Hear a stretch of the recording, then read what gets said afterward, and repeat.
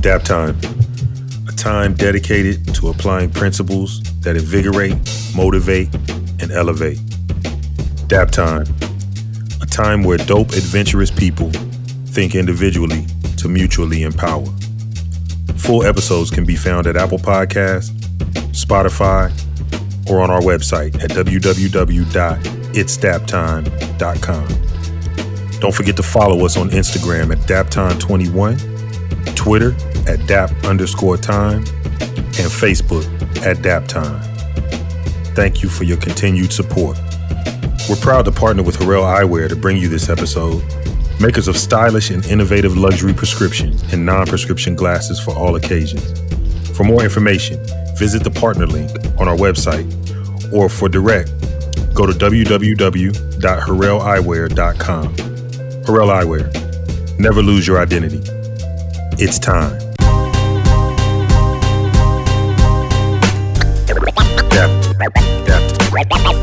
Yo. Welcome back for another episode of Daptime. I am AJ, also known as B-Dub, Bobby Westbrook, and as always, I'm here alongside my partner in crime, the one and only world-renowned Big Dang. And that groove you hear, well, you know it by now. It's being provided by the incomparable maestro we have in the house. Be nice. The three of us are delighted to welcome you back for another episode of Daptime, wherein we hope we make you laugh, learn something, live your life a little bit better. If you stuck with us through family, you definitely are going to enjoy the next couple episodes. You might have heard us talk a little bit about the dope game. But we're going to get deeper into that because Big Dame let us know it's complex and complicated. So let's try to unpack that thing. With that, there's no need for any more delay. It's time. Relax your spine, activate your mind. Let's get it. What up, Big Dame? What's happening, my brother? Oh, man. Sticking and moving. Okay. What's the good word? You know what, man? It's not as good as one Dak Prescott. That guy had a great day. Dakota had a wonderful day.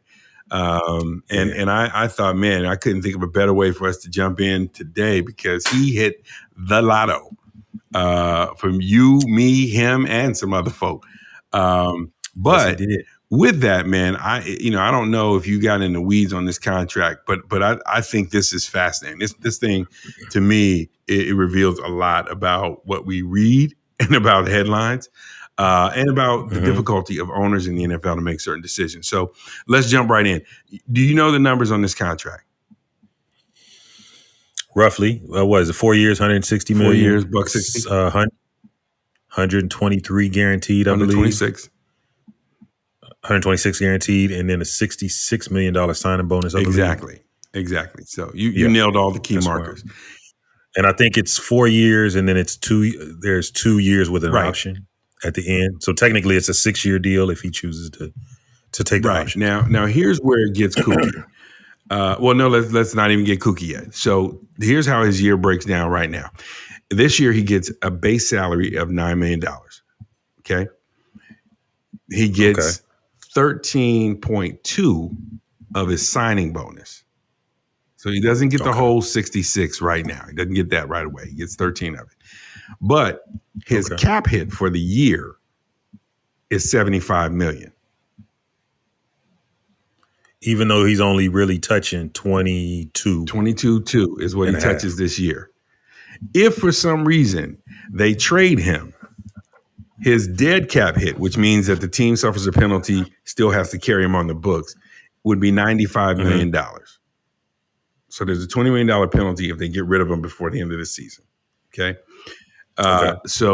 Dak Prescott counts against their salary cap of $185 million, $75 million.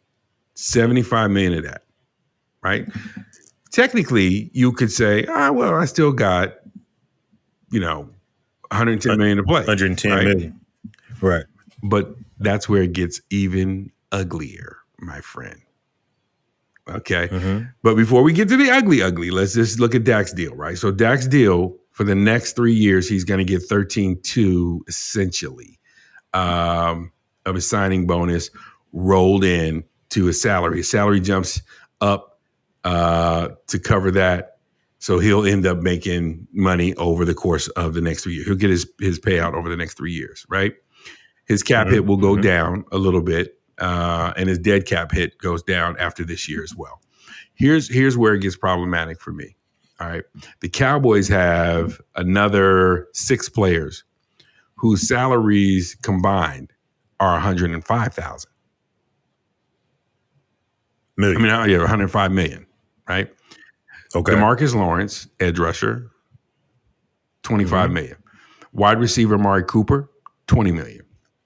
Zach Martin, who is an offensive guard, 17. Tyron Smith, left tackle, 14. Running back Ezekiel Elliott, 17. Tackle Lael Collins, 12. $105 million. So now instead of having $110 million to play with, you got $5 million for to field the rest of the 45 team. players. Wow. An average of $111,000 you can give 45 players. Now we know that's not the case, right? Because the veteran minimum is close to $1 million. Right. So how does that work? That's why I wanted to throw it to you, because it makes sense to me why an owner sits back. And here's where it gets tricky. You go back all these months and people are like, pay the man, right?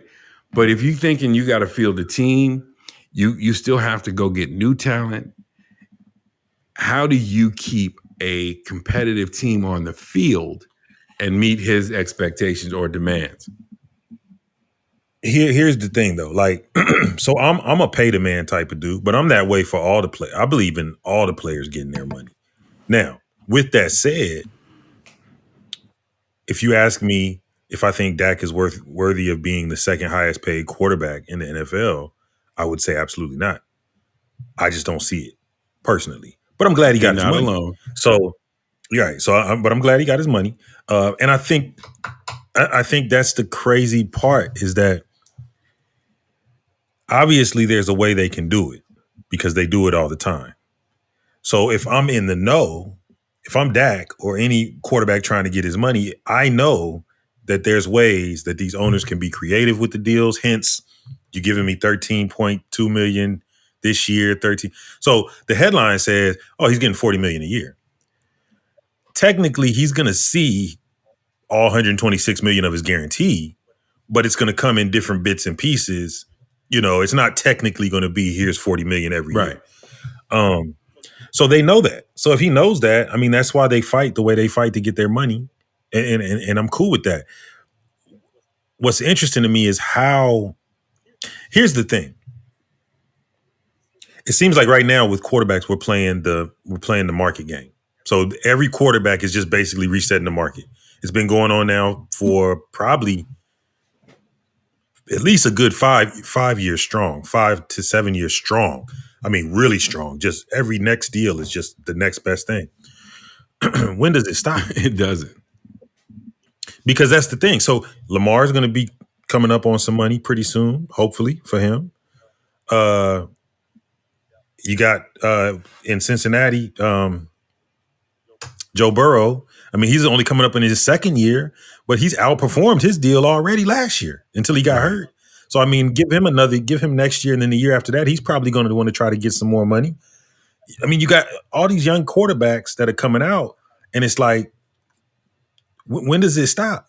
So they'll continue to find creative ways to work these deals to where they can pay the guys the money they want and take cap hits at different times. But that's a crazy game, bro. I don't know how they do it. Here's my struggle. The struggle is, and it's a tricky game because the struggle is the cap hit. You can play the numbers however you need to play them to make it look kosher. But if my cap hit, if I'm still responsible for $40 million more than what you're putting in my pocket, then I've got some interesting challenges with that deal from an accounting standpoint. Now, that's not Dak's problem. That's not the player's problem. But I think there's something to be said for how the owners work that. Because technically, right, when your cap hit goes down, I can get out of the deal, offload you if you turn out to be, dead weight, or I can come back and put the heavy on you to take less. And I'm dealing with public perception, fan pressure, whatever else is going on in the world around to make you feel any kind of way. It's an interesting, it really is. The psychology of how this whole thing plays out is fascinating to me. Even that you would make a decision that says, I'm tying up all but $5 million of what I can spend within the cap in 7 players. Like, that makes no sense. And 90% of these players that I enlisted, their cap hit is $2 to $3 million beyond what they make. So even if I unload them, I know most people say, well, just get rid of that, right? Well, no, if I get rid of DeMarcus Lawrence, the cap hit for him, I owe him 25, right? But if I get rid of him, the cap hit I carry is 28. Wow. So I get penalized. If I just paid Amari Cooper, I just paid Ezekiel Elliott. If I get rid of them, the cap hit is $2 to $3 million beyond their salary. So I don't get away from the penalty just by unloading the talent. So making the decision in a world where that game, you're changing out talent every year anyway. You have other options. So I'm not mad now. Listen, Dak Prescott, good brother, good quarterback. He's been a great citizen off the field. And I think, hey, if it's not his fault, the market says what the market says his value is. So go get your money. But if I'm the Cowboys, I absolutely understand a businessman like Jerry Jones saying, yeah, they can say what they want about me. They can talk about my mama if they want to. I'm not signing that check because it doesn't make great business sense. Because the gamble is this dude with an ankle that went one direction while his foot went a different direction completely. Mm-hmm. When I pay him, the pressure on him to deliver a championship is locked in. Yeah. Yeah. I think it's one. What do you do?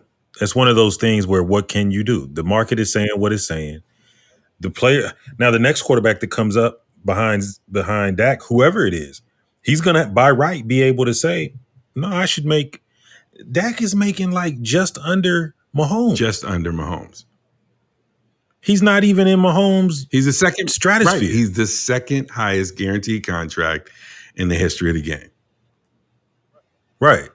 So, that's crazy to me. That's crazy to me. That's where you end the conversation. To me, like he says, hey, I want money as close to Pat Mahomes as I can get. Nah. But why? You're not playing close to Pat Mahomes. Well, so he can argue that he is, and he can argue that they haven't drafted well. He can argue coaching changes. He can argue any number of. You can argue what you want. I don't have to pay that money. Right. Well, and the thing is too, I'll be the first to say Dak is, in today's day and time, he's one of the upper echelon of quarterbacks that's out there right now. So I think. So give me the number 2 and 3 quarterback behind Pat Mahomes in your mind. Behind Mahomes? I think you got to still put Brady in there. And he's not making that money. And even though he's allergic to NFC Championship games, you still got to throw Aaron Rodgers in there. Is he better than Russell Wilson? No. Russell Wilson's ahead of him. Wow! Now that you put it like that, I'm tempted to. I put Deshaun in front of him. And why wouldn't you make the deal to go get Deshaun and let Dak go? Why wouldn't you do a sign and trade with Houston? Right. Yeah. You make a pretty good point. He's put it like this: he's a solid quarterback. He's going to help your team. So I understand. If you look at stat wise, he makes your team better. Look at what happened when he was gone. He absolutely makes your team better, and he gives your team a chance to compete. The problem is not just Dak. It's that organization. Something's wrong within that organization as a whole, because even though they didn't pay Dak his money, they still going to go 8-8, yes, or 9-7, or 7-9, yes, and probably lose their first and they'll get in the playoffs because the NFC East is terrible, and they'll lose their first round playoff game, and that'll be it. That's what they do. Everybody talks like Dallas is this perennial power. Dallas hasn't won in 20 some odd years. I mean, that's when Emmitt Smith and all of them were there. So I don't know why he wants to, but the brand of it, see, that's the thing too. The brand that is the Cowboys, it's world renowned. I'll give them that. I can make a case, man, for So you letting Dak go and calling Eli Manning up to come off the bench at home. that's disrespectful. That's disrespectful. Not Eli. And he been sitting at home for a year. He got 2 rings. You're giving him a better offensive line and a running game. And he put him in the same conference. I guarantee you Eli Manning could stumble through and get you to the playoffs at least 10-6. You know what's funny, man? I really can't argue with that. That's what I'm saying. I really can't argue with that. It's funny, man, when you look at the power of the media's voice, right? Especially in this climate, right? You got right. And I love my man Stephen A. And I respect actually the position, first of all, that hey, you're paying all these other also rans, Carson Wentz, who okay, right. So you're paying all these cats money. You got to pay Dak his money. I totally get that. Right. Dak holding out for astronomical money. I kind of feel like Dak is at home, like they gave it to me. They went for it. Like it's kind of like, But no, I think he knew. I think, he's got people, he's got his agents and stuff. I think Dak knows that this is what this is about. This is right. I mean, this is in a weird way. If you look at the system and the way it's set up, this worked out the way it was supposed to work out. Dak being who he is, even though he might be the 10th or 11th best quarterback in the league right now, I don't know. I'm not going to put a number on it. But given what he did with the Cowboys, given he won a playoff game there last year or the year before, given he's been fairly consistent with his stats, passing, you're supposed to pay him or let him go. Ownership hat on. Put your ownership hat on. I can let Dak go and test the market, and I can sign Cam for $5 million. I'll take Cam. That's all I'm saying. Like if in a you're heartbeat. a GM, but that's what I'm saying. If you're the GM of the Cowboys, locking up this kind of money makes no sense unless you are guaranteed. Unless you also have that extra $5 million is buying you to the Super Bowl. Right, but the problem is too, your issue's not on the offensive side of the ball as much as it is on the defensive side of the ball. So give me Cam. Let me free up all this other money, and I'm going shopping for a defense. I got a running game, and then we can go to the playoffs then. But at the same time, Dak did what he was supposed to do, man. I mean, he got his money. Yes. And I think he knew he was gonna get it. That's the thing. I think he knew. I don't think he's shocked by this. I don't think he's shocked by this. I don't think he's shocked by it. I just think, like I said, once I dug into the numbers and really, like I said, you get away from the headlines and you go look and you see the details, I'm like, man, you got to question the business of that decision unless the Cowboys already know we're offloading these players to fill those other gaps, and that cap hit will be offset by what we get in return. I just think because you're picking up cap hit regardless, it's hard to do it right now because Dak's cap hit this year is $95 million. So like, even if you keep him, his cap hit is 75. So you still only have 110 to play with regardless. And that's just stupid. It begs the question, man, that, and by the way, Daptime is a great time for us to segue and tell you we're about to launch in just a few weeks, Daptime Sports.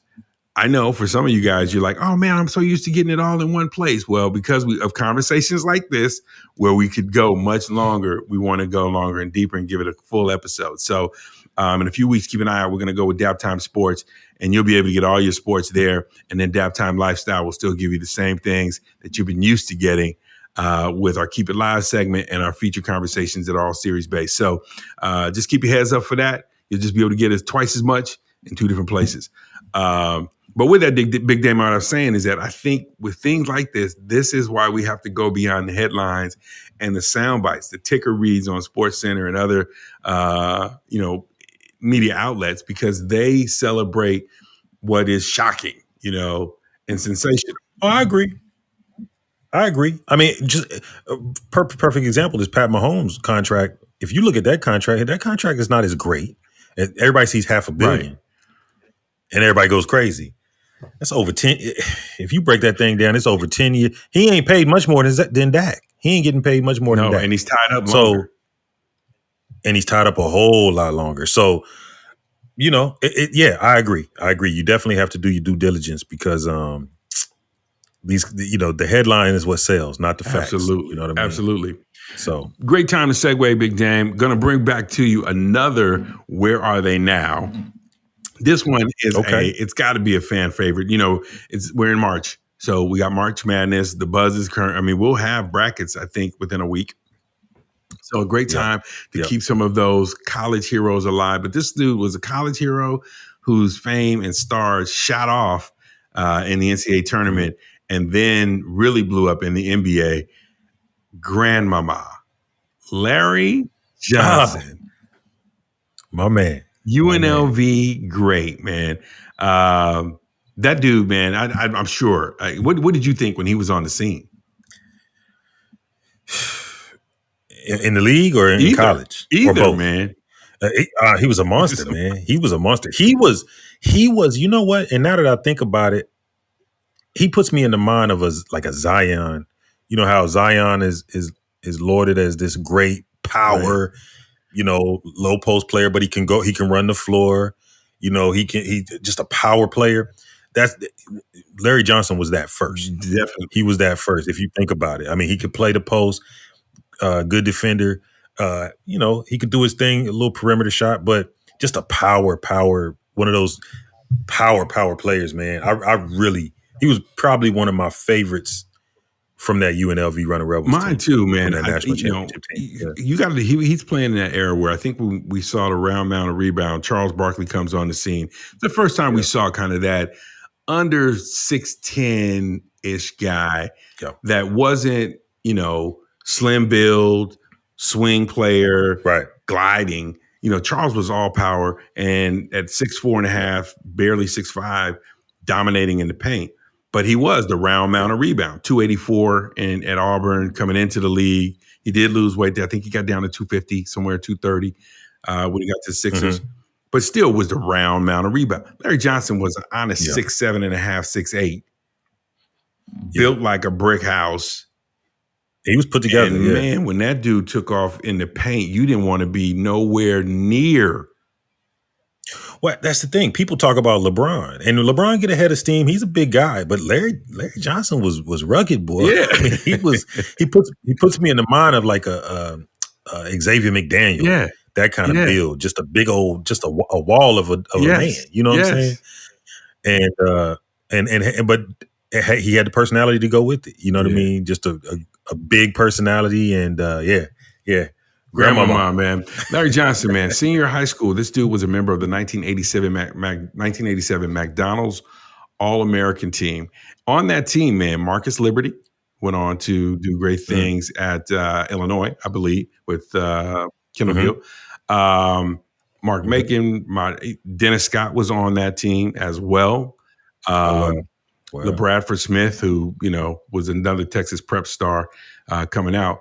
He originally was supposed to go to SMU, but chose to go to JUCO and the JUCO route, and that's how he ended up at UNLV. In his post-NBA life, he finished up, got his degree, talked to the Knicks in like 2007, said he wanted to be a part of the front office and learn the business side of the game. That way, wanted to contribute that way, and then got a gig with the Knicks in 2012. Converted to Islam. Right. So grandmama, I'm assuming he turned in the gold tooth, got rid of the part down the center that he had. Probably had to turn that dress in too. I don't think the imam was down for that, but I can't wear that. But to the he's serious and devout as a Muslim man, and still contributing to society in productive ways. So our shout out today in the Where Are They Now goes to Larry Johnson. Thank you for the memories, brother, and for cementing your legacy, whether you make it a Hall of Fame or not. He played, man, over 700 games. But his stat totals went down later in his career because of back injuries. That's what drove him into retirement. But had a good 10-year run. Some with the Knicks and some with the Hornets. but left us with memories that we'll cherish for life. So thank you, Brother Larry, wherever you are. Big Dang, National Nutrition Month and National Women's History Month. And we've seen a lot of stuff out Yes, there in sir. women's history. We've talked about a lot. I'm going to go somewhere different with you because we're both on our health kick and all about our bodies right now. Okay. Gigi Lee Shang. Do tell. I just want to see your face like, I see. Do tell. She is co-founder of Food Future Co. Accelerator. This is like an accelerator for people who are in the food industry, want to be responsible about delivery of food, how it's harvested, all that kind of stuff. But she got inspired by her son back in early 2000s to found Plum Organics, which you may remember the Plum beverages and things like that. And her mission was to create a brand that reflects the values and lifestyle of contemporary parents today. So while subsequently running the national nonprofit Healthy Child, Healthy World organization, she learned a lot about the world's food system and the impact that it's having on children in general, known as Generation RX, which I did not know that generation was known as Generation RX, in part, I think, because all these children, because of their lack of good nutrition, were being estimated to have the shortest lifespan in the history of mankind. Believe it or not, right? Wow. Right. So realizing that in order to truly reveal ourselves and our planet, she and her team work across the food ecosystem, since consumer products, no matter where you source them from, just can't have enough. People start doing all kind of creative things with chemicals and stuff like that. She works across the ecosystem to figure out who's doing what to create healthy, nutritious products and to make sure that they can get in and out to the mainstream, get in the system and out to the mainstream. The vision for Food Future Co. is a central idea that if we fix food itself at the source, then we can fix almost all other major challenges that our society is facing mentally, emotionally. We've talked about this in shows like what you eat, what you put in your body does have an effect on the way you think and how you can live. And intrinsically connected to our food and agriculture. She hopes that by working with the 10 to 12 companies that they've invested in and doing that every year, investing in 10 to 12 companies over a 10-year horizon, that they will have a portfolio of 100 plus companies to help build a movement and inspire others to do the same.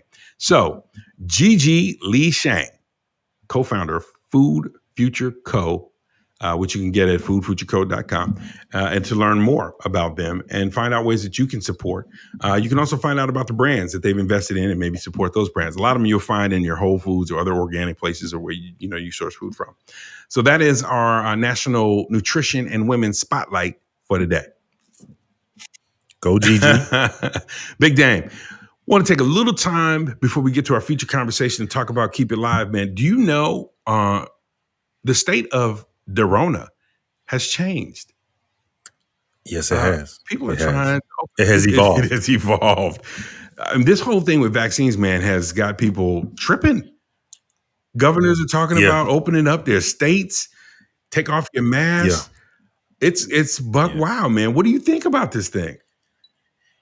I think the same thing I thought when we first started talking about the Rona is think for yourself, man. Think for yourself, because that's what it's going to be imperative. I know, of course, we got a brother in Texas, and then I've got several other friends that live in different areas of Texas as well.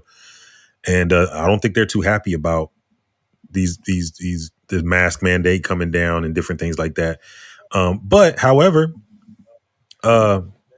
that's your choice, whether you're going to wear a mask or not. He can't make you not wear one just because everybody else wants to run around and cough on each other and breathe all over everybody. How you doing? But right, But it's just, you got to think for yourself, man. And that's what it boils down to. I think of course everybody is chomping at the bit to get back to money. You know what I'm saying? That's what it's about.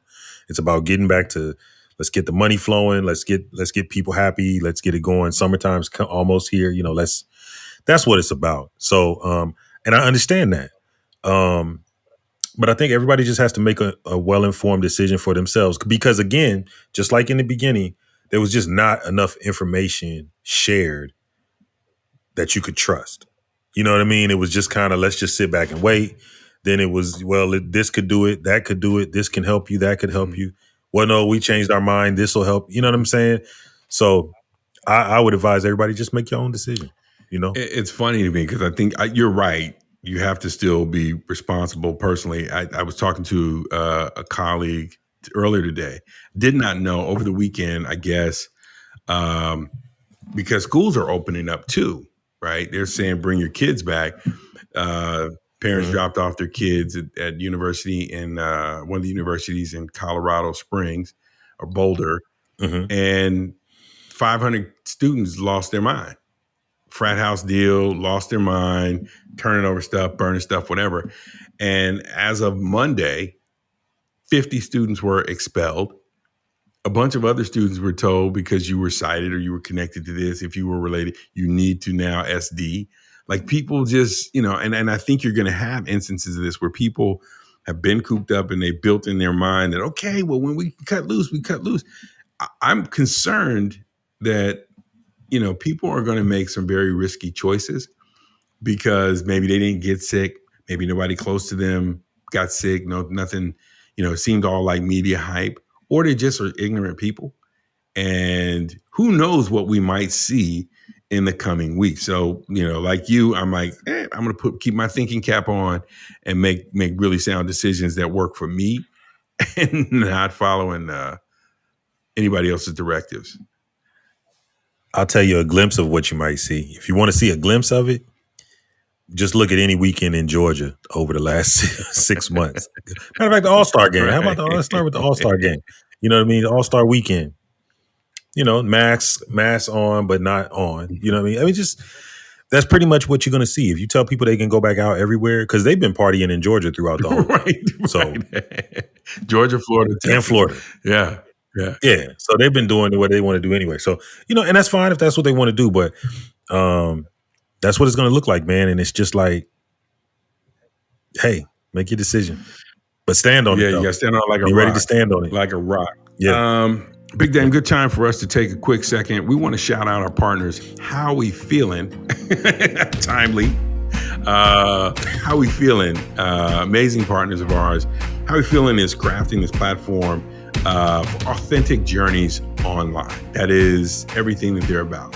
Unlike any other social media platform that's out there today, How We Feeling is going to allow you to connect with people doing the things that you're interested in doing, going to places you're interested in going, but having really authentic exchanges about the challenges, the hurdles, the obstacles, and things that you face along that way.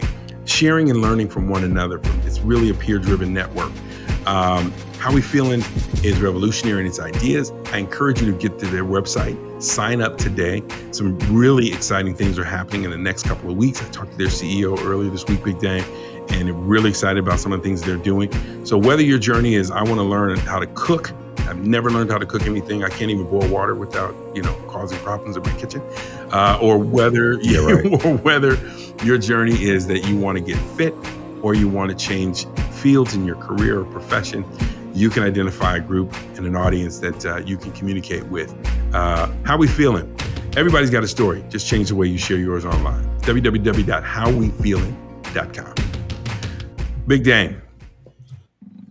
Yes, a couple weeks ago, we were talking, and on the Keep It Live segment, the dope game came up. And man, we got into some stuff there.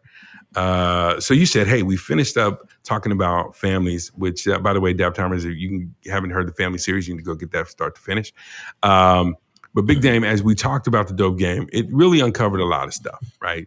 So we may have to unpack this a little bit. And in doing so, want to give it justice. I thought a good place would be to just, where do we start? I mean, this is such a complicated issue that touches so many lives. Where would you start if you want to kind of understand what is the dope game? What's the score? Right? What is the score? Well, I mean, I think there's probably 3 or 4 different perspectives on it. And I mean, you have the perspective of the taker, the dope taker, or the addict, users, if you will. Gotcha. You have the user, you have the perspective of the user, you have the perspective of the dealer, you have the perspective of the law enforcer, Okay. but then you have the perspective of the king dealer, right? Because we all know the dealers that we see on the ground level, they're not bringing it in, they're not flying it in, floating it in, and none of that.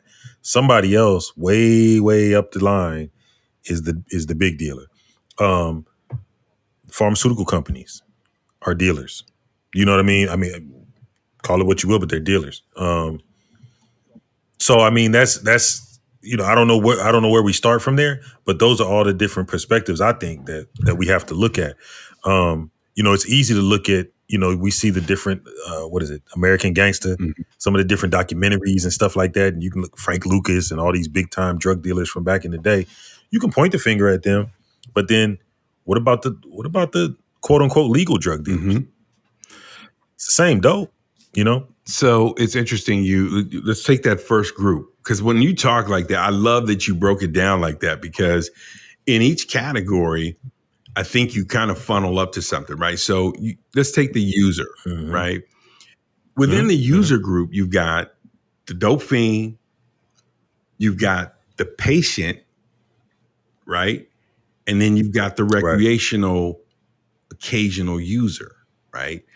Yep. Um, Yep. that is your user group. And depending Mm-hmm. on where you fall in the user group, that will determine which regulatory body you're at risk of governing your usage.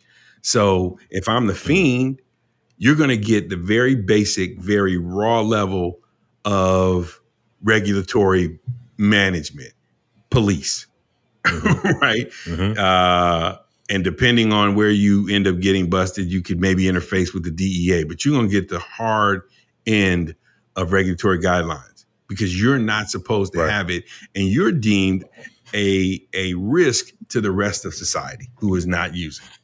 If you're a patient, Right.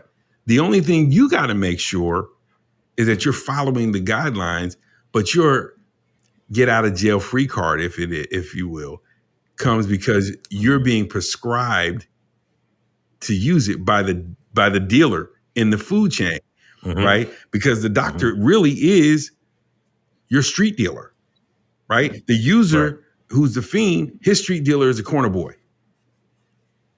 Right. If you're a patient, your street dealer is the physician.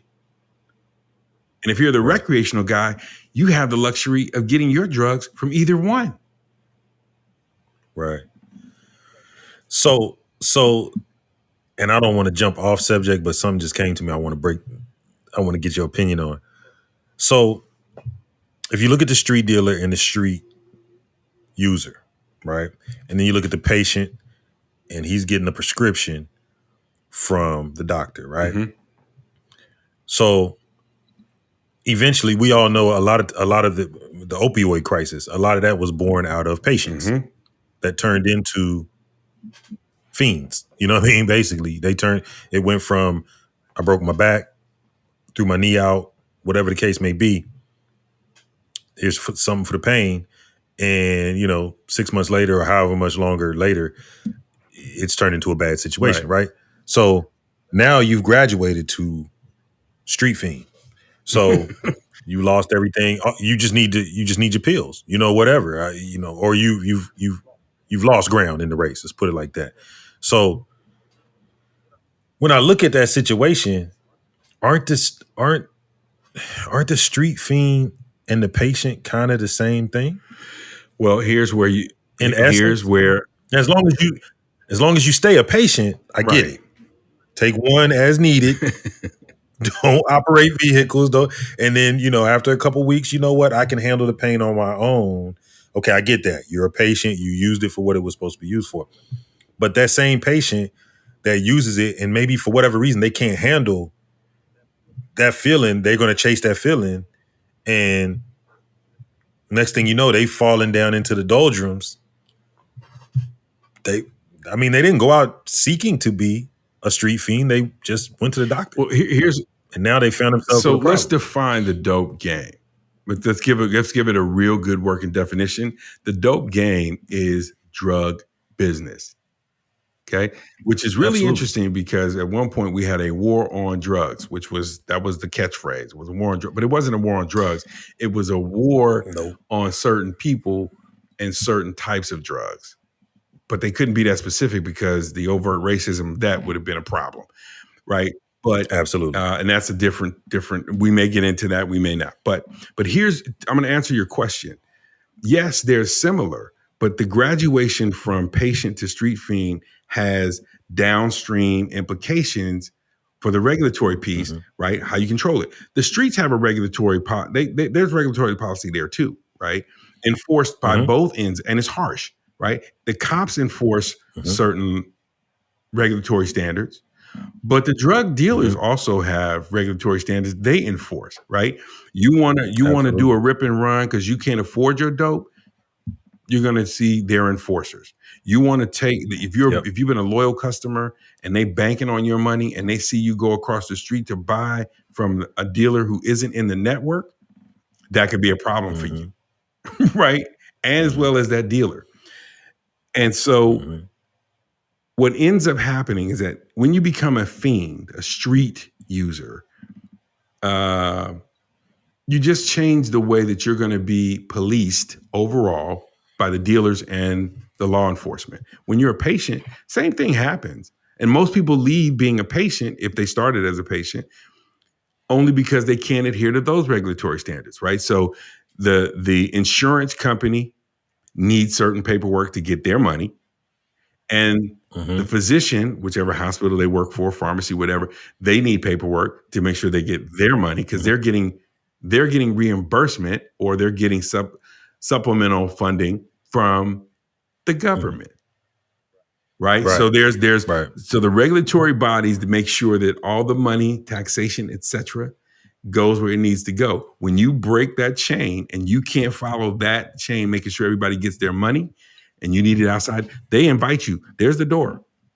Take your chances on the street.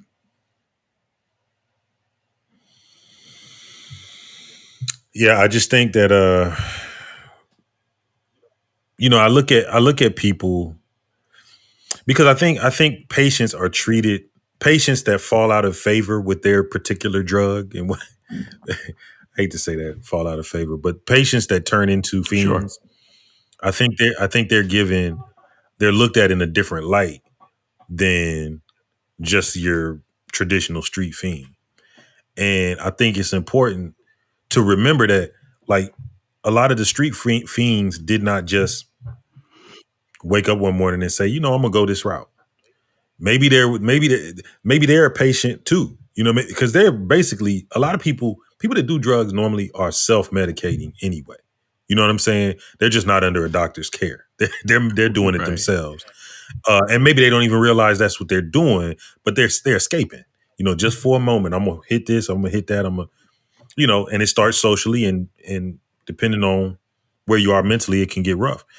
So I think at that point, once you're to the place where you sold everything in your house, your family won't let you come around.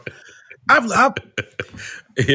seen some situations, man, where people, their house is empty. You know what I mean? There's nothing left to sell. I've seen those type of situations, man. And so once it gets to that point, your family won't let you come around because you taken from, that's a pretty sad situation. And I think they should get the same compassion as the patient that has fallen into that. You know what I mean? Because the patient that was once a patient and now he's at that level too. But he started off as a patient. Now, is it his fault that he became an addict? Now, I'm not saying that's the same, because it's the street fiend, it's his fault. He took the dope. But the patient, it's not his fault. But once they're there, is what I'm saying. Once they get to that point, I hear you. Do they have control over that? So either we want them better or not. You know what I mean? That's my thing. I hear you. I think, and so the question is who's winning, right? At the end of the day, the only ones, the dealer, the supplier is winning. The king dealer. Yes, king dealers are winning. Exactly. In both games, frankly, right? Whether you're supplying the streets or you're supplying the physicians network, you're winning. And the ultimate winners are the ones supplying the physicians network because they've got all the adherence to the government, to the government's guidelines and regulatory standards. They've got the lawyers. They've got, they're insulated, really well insulated. Right. But that said, whether you became a fiend because somebody prescribed medication to you and you ended up turning to the street because you got your last refill a month ago and they're not giving you anymore, and now you got to go cold turkey. Right. Usually, they provide supplemental services to help you. Right. If you stay inside that system, now that may be okay. Well, we're going to cut your dose and we're going to start weaning you, and you're going to have to go through the withdrawals. Right now, you're on the other side of it. Maybe you don't want that. So, you talk to a friend who says, oh, you don't have to go through it. I know somebody, right? I know a guy. And for a fraction of more than what you were paying, we can get you a 90-day supply. 90 days. 90 days? Right. Like all of a sudden, and now you're tweaking and you're sucking down Percocet like chiclets. It's right. That's a different problem.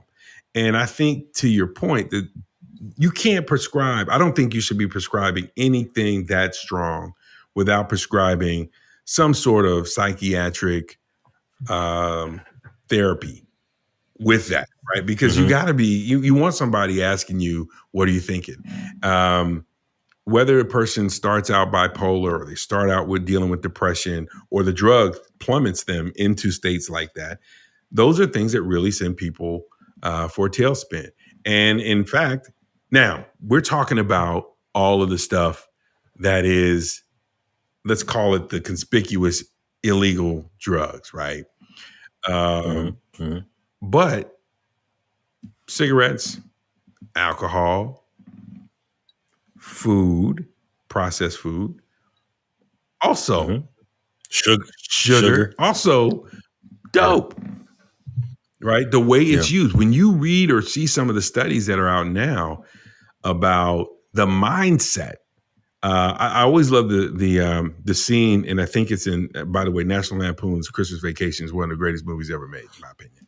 But Clark Griswold, for those who are National Lampoon fans, works at a company, and that's what he does. He works on the chemicals for cereal, right? And he's hoping to get the Christmas bonus. I don't know if you remember the scene where he's in the office and the guy is talking to him about this crunch concoction he made for the cereal, right? And he's going to break it down the science of that. Well, the interesting thing is that there's a bit of truth in that, right? That whether it's your Cheetos or your Doritos or now Doritos dust on tacos at Taco Bell, Cheese Whiz, whatever, the meat we get in stores, lunch meat. There's chemicals in this stuff now, steroids for chickens. All that kind of stuff. And it is having an effect. It is creating certain addictive behavior, certain habit patterns in a society that, if you break down those behaviors, mimic that of your street fiend. Not your patient, but your street fiend. Just bypassing patient status. The buy process looks like a patient because you're going through something that's regulated. I go to a grocery store to get it, liquor store, they're paying taxes, I pay tax on it. It's all legal. So it looks like the patient. But what results in your body and your mind mimics that of a street fiend. Right. And that, to me, that's the next layer of the dope game that's really crazy. So then, in essence, what we're saying is it's not dope until we call it dope. It's not dope till we call it dope. So if we just say, no, it's just cookies, that's okay, or whatever. Right. So yes, I agree. Cigarettes to alcohol. Alcohol was treated like this, like dope at one time. And then all of a sudden, it was looked upon favorably. Marijuana, some states, it's okay. And I've always thought the only reason marijuana was illegal was because they hadn't figured out how to control and make their money off of it. Right.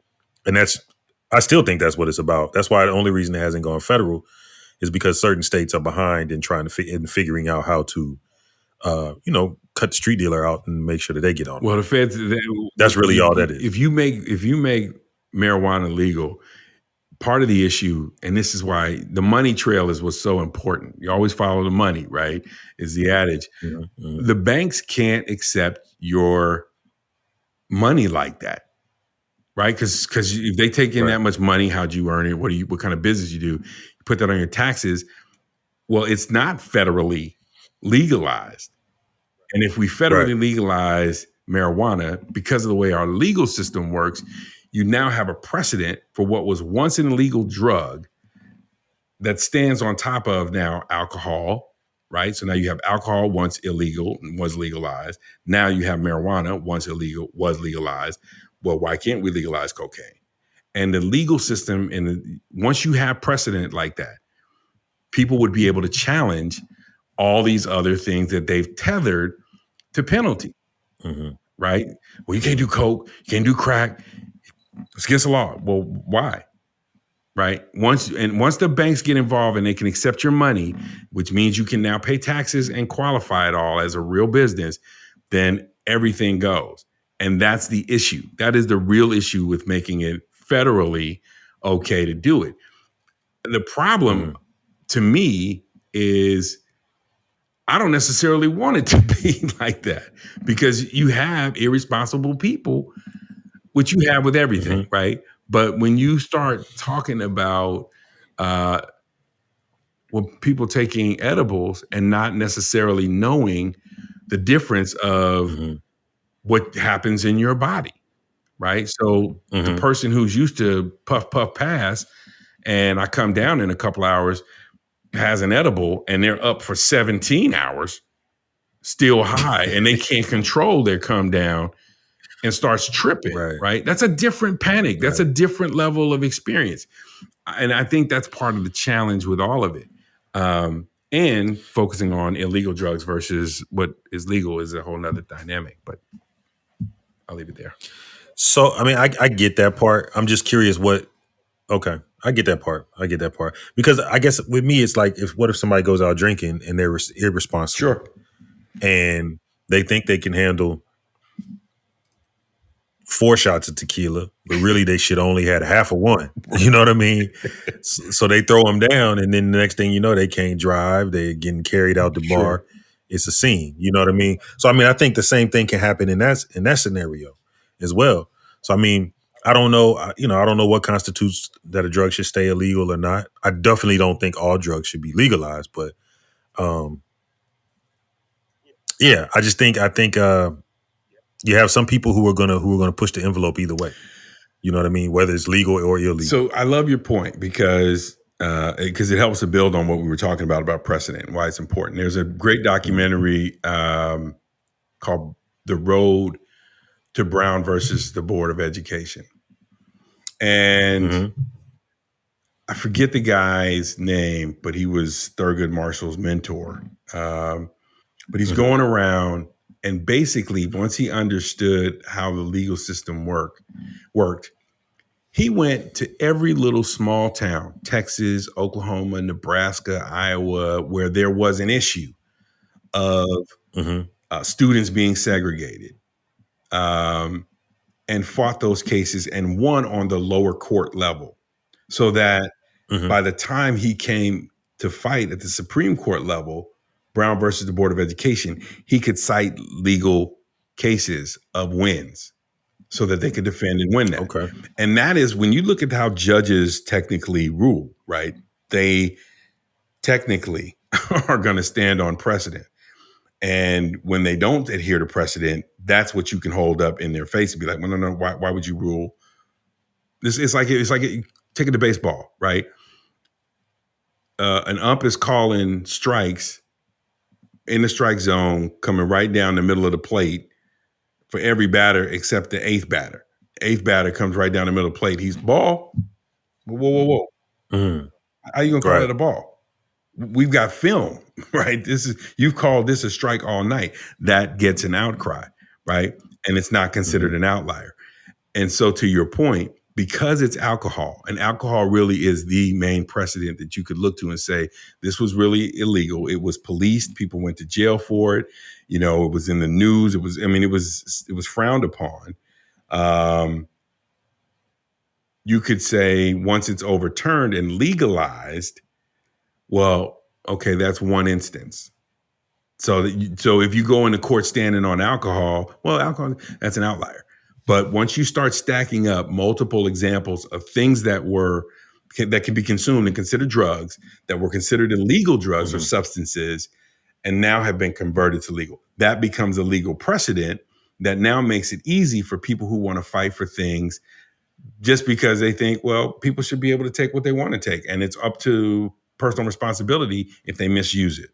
So if a heroin user goes out and does something wrong, that's on that user. That's not on heroin. So we should legalize heroin. If a crack user goes out and does the wrong thing and causes bodily harm or does something reckless or heinous, that's on that user. That's not on the drug. So we should legalize crack. And that's the danger. I get you. I guess I just think that there would be enough evidence of instances where certain drugs, crack, heroin, cocaine, stuff like that, the damage that it's done, there's plenty of examples to show this is a little different than marijuana. You know what I mean? Just a little different. I don't know of people smoking marijuana and then running out and selling themselves for another bag, you know, stuff like that. I've never heard of that. I'm not saying it hasn't happened, but I've just never heard of it.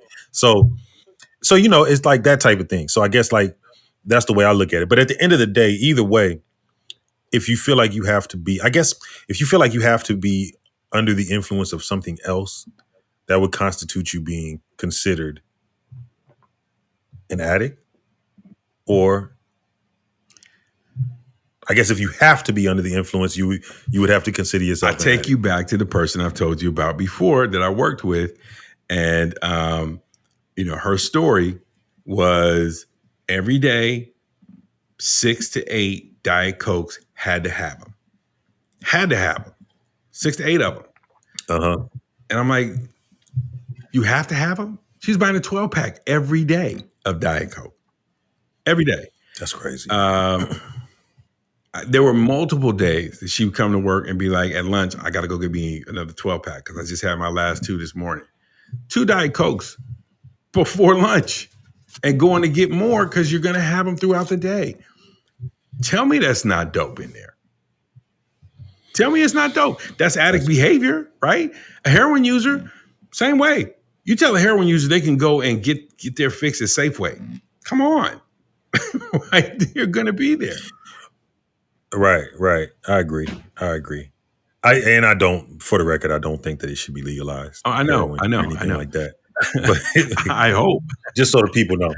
No. Just so the people know. But yeah, I think all in all, man, just to kind of wrap up the user portion of it, I think we can. So let me ask you this. Do you feel like whether there were patients or they were street, whatever they were, once they get to the level of addict, you know, fiend, how do you feel like the response to them? What do you feel like the public response to them should be? How should the system treat them? Should they be punished? Should they be treated as people with a problem that need to be helped? Or well, I definitely think the options have to be on the treatment side, and I think that varies because some people, and we talked about this. Some people turn. If you talk about your typical fiend or street addict, they've turned to drugs and maybe graduated, right? Started with, you know, maybe they started with cigarettes and drinking and they moved into weed a little bit and that was cool. And then somebody said, well, sprinkle a little bit of this on your weed and you do that. And well, that made me feel better. And next thing you know, well, can I smoke this? And you smoke that and now it's crack and whatever. And you move on and you get to that one thing and now you're doing that, right? Or maybe meth is what you try because you've heard people do that and it turns you out, you know, that ruins everything, right? But if you're dealing with that person, you're probably dealing with something psychological And that treatment may need to be intensive, maybe need to be, inpatient kind of for 6 months, right? But at the end of the day, Right. when the treatment is done and you're released, you still have to walk that out. And that's where I Right. think the money has to be invested, is providing a series of options based on the kind of user you're dealing with. The problem is, I don't know that the business, and you talked about the big king, right? The big dealer, they're going to let that go, right? Because you have to have lobbyists that are powerful enough to get legislation to agree to sign off on the budget to really fund this stuff and not politicize that, but say, if we really want a healthier society that is free of this kind of problem, this is how we are going to regulate and support the community of users, be they patients who become addicted and they can't get off of it, and they remain patients, but they still need help getting off, or they become street fiends and users and they need help building their life. That's where I think that's the only way. I think we have to humanize it, and it isn't humanized right now. Yeah, I agree. And I guess that's what makes it so sad for me for the user side, is at the end of the day, they're really just pawns in the game, and whether they know it or not, they're pawns in the game because, like you said, there's a reason that more money is pumped into building prisons than programs. You know what I mean? The prisons are more profitable, especially with having for-profit prisons. They're more profitable. So now you've got a direct pipeline. You've got fresh resources that you can pull from whenever you need, as long as this dope game keeps running.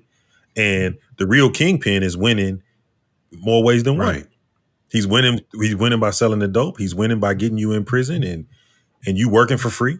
And so it's like I just really I have a heart for those people, man, because they, regardless of how they got there, once they're there, they're there. You know what I mean? And it's like I just feel like once people get to that place, we just kind of throw them out. It's kind of how this society is. We just came off of talking about family too, Big Dame, and I love how this thing is just blending together. Going back to the beginning of the year, we were like, hey, in 2021, it is build for better, strive for greater. And I love how all of this is starting to tie together. One of the things I think hurts often, the street fiend, is how their families respond to them. I think a lot of times they get ostracized even within their own families. Maybe it's one or two loved ones that stay connected, that they can access, that are there. But you're living a day-to-day life that, goes through its ups and downs. Sometimes you can get your fix, sometimes you can't get your fix. Doesn't change the fact that you need a meal, or you need a bath, or you need a place to stay, and things like that. And when you're out there, the savages are real. Your friend of 20 years who's been your daily using partner for the last 10 years will cut your throat if it's you or their high in that life. So, think about people who have to live in a space where there is no trust, but you have to kind of minimally trust just to get to the next step in some spaces. And I've seen this thing up close and personal, its impact on family, stuff that people watch movies for and tear up about, crazy stuff, man. And it's, I think you hit the nail on the head. We have to humanize our response, see them as people in need of compassion, and wrap our arms around them as a society and find a way to give those who want help, because some, they haven't hit their bottom yet. They just want to get to a place where they can get enough strength to hustle some more. They don't really want to stop. They just want to get strong enough to keep hustling because they don't want to quit. And that's a reality as well. Right. So I think in the next episode, Big Dame, maybe one of the things we can talk about is the money side of things. The people who are really driving its force in our marketplace, particularly on the legalized side, and just build a brick on this, and maybe spend a couple episodes really unpacking the dope game. But for now, whether you are, intrigued by the dope game or not, Big Dame and I are definitely major proponents of keep it clean, steer clear of the funk.